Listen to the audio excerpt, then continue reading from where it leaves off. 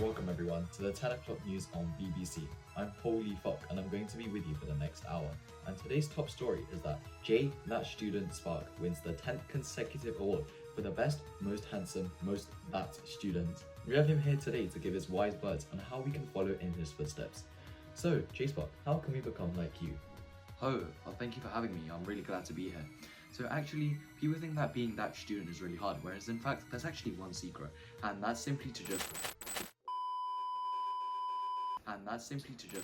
No, man. Oh no, now I'll never know the secret. I wish I was that student. Do you ever wonder what they do differently? You're always watching these successful students on YouTube and you want to be them. Smart, charismatic, attractive, focused, and just better. By now you understand that who a person is built up from their daily habits and the way they go about with their lives. So what are some of these habits that these successful students are doing, which you can implement today? Stick around to find out the 5 habits of all successful students, from basic things to optimizing sleep, to quite literally hacking their brains for success. Let's go. Number 1. No distractions. Successful students know that in this modern world, their biggest robbery is that of our attention spans. The average person's attention span is now less than a goldfish. It really is. So that's who you're competing with. So to get ahead of 90% of people, all you need is discipline and some willpower. The biggest barrier to doing work and getting things done are distractions, namely your phone and social media. The easy form of dopamine makes you lazy and saps your ability to be able to focus on a task. Think back to a time where you just sat on your bed and scrolled on TikTok. Could you get out of bed and do the work you needed to? No. And people quite literally put their phone on loud on their desk and YouTube in the background and wonder why they can't study. My phone's always on do not disturb and I hide all my social media, and my YouTube on my desktop always looks like this. A step to do right now is to move your social media apps from their normal place on your home screen to a different folder or location. And now see throughout the day you mindlessly opening your phone and clicking on where that app used to be. That's how you know they've got you. So when you need to work, clear all distractions. No phone on your desk, no playing rap music at 100% volume, just solely work. Successful students understand the importance and have the ability to delay their gratifications. The second thing is to create systems.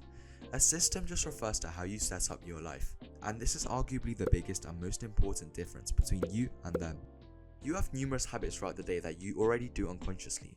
Eating a snack when you're back from school, brushing your teeth, catching the bus, going to the gym. And what you can do with these habits is to do something called habit stacking. This is yet another principle from the book Atomic Habits. Instead of trying to form a new habit from scratch, stack them on top of an already formed habit. Instead of taking your phone to the toilet, try taking a book. While on the bus, do 10 minutes of French vocabulary instead of playing games. These are already things that you do anyway, so by attaching a thing you want to start doing, it will make it so that you actually start doing it. Also, these students know how to utilize lists and a to-do list. Instead of having a vague idea of what you want to have done in your head, they write down each day specifically when they want to get done. Because how will you know if you've met your goal if you haven't set any in the first place? Every minute you spend in planning saves 10 minutes in execution. Habits and systems give you good results without trying when you set them up. They're like elixir collectors. You build them once and they give you a consistent return. And the third thing is sleep. Sleep is the most underlooked thing for students. We need 8 hours of sleep a day, and that's just a fact.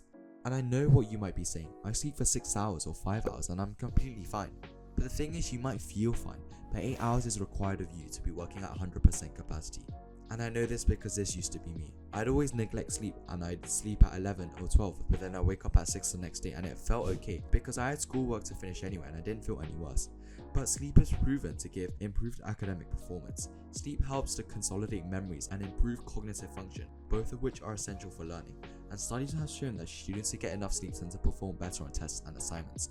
So even if you spend a whole day revising it, but you get a bad night's of sleep, what you have revised won't even stick in your mind properly because sleep helps to consolidate your memories. Sleep is like the closing chapter of the day, but depending on how long and how well you sleep, it affects the results of your whole day. But I know as a student, inevitably you'll get things that are pushed so you won't be able to sleep 8 hours.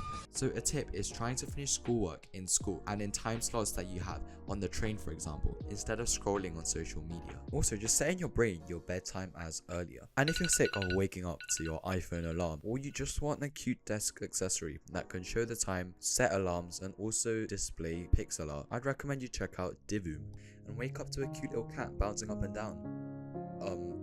And to relaxing music. They have their Black Friday sale on right now, so get yours in the description today using my code JSparkC. So say every day you want to sleep by 11, but then your schoolwork ends up pushing that, so you end up sleeping at 11:30. Tell your brain that your bedtime from now on is going to be 10 o'clock. So then, even when it's at your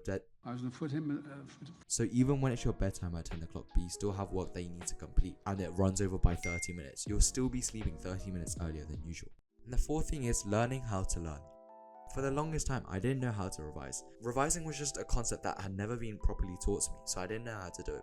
Fundamentally, all you need to know is you need to be doing active things, not passive things like reading over your textbooks or highlighting things. Active things such as doing past paper questions, writing practice essays, or trying out revision questions, etc. Because if you do something, you'll remember it. Would you remember reading about snakes or touching one in real life more?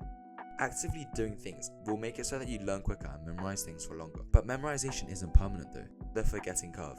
You need to realize that you need to review things for things to stick. You have to tell your brain that this is something you want to store in the long-term memory, not the short-term one. So review it by using flashcards or redo questions you've got wrong. Each time you do this and you review, you're making it so that you're much more likely to remember it. And if you want a full guide on memorization, check out this video. And the last thing is sports and other hobbies. Having something to do other than studying is essential. If you watch my That Student video, you'll know why it's important to be multi-skilled and good at a lot of things. But however, having something to de-stress and act as a break from studying is important so you don't get burnt out. Studies have shown that students who participate in sports tend to have high grades and test scores. This is due to the increased physical activity to the development of important skills such as teamwork and discipline, and reduce stress levels. And it also helps so you can manage your time. So these were the 5 habits of successful students. Getting rid of distractions, creating systems, sleep, learning how to learn, and sports and other hobbies. If you start implementing these, I can guarantee that you will start becoming the student that you want. The ones that you always watch on YouTube, but now that can be you. I believe in you.